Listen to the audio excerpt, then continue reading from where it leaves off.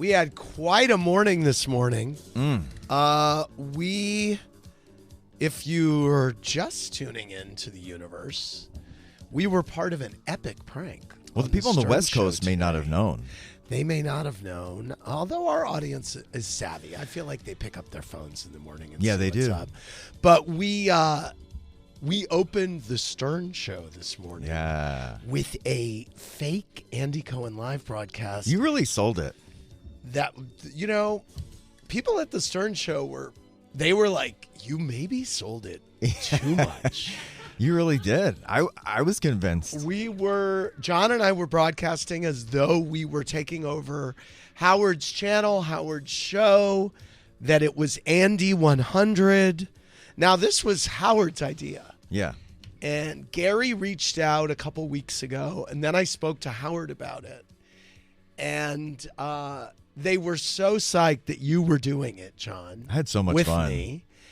They were so nice. It was so flattering to be asked and to do it and to work with them. They were so great. And they were like, we want you to make this as realistic as you possibly can. Like, how would you be feeling? And I was like, look, this would be very awkward for me because on the one hand, it would be very exciting to be taking over Howard's show and his channel. On the other hand, the way that they had us doing it was like, with no handoff, here I am. Sorry, listeners. But boy, did people fall for it. Yeah, they did. So the press fell for it. The press fell for it. AP wrote a story. Andy Cohen's taking over for Howard Stern.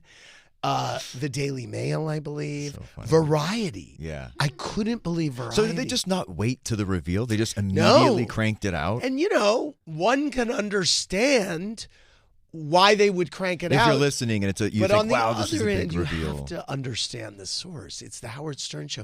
Right. So you may say Howard Stern opens his show with Andy Cohen saying he's taking over, developing story or something like that. Right. But no, they just went for it.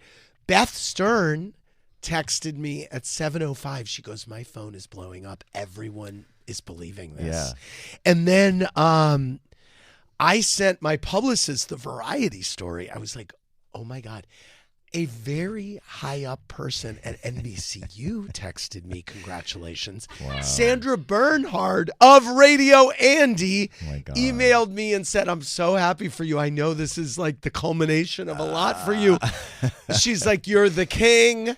Sandra was ready to put a crown on my head. I was so happy. You sent me the Variety article and I read it when I got to the end and it didn't say, but it was all just a prank. No. I literally was like, oh, maybe we did take over. Right. Maybe it was just real.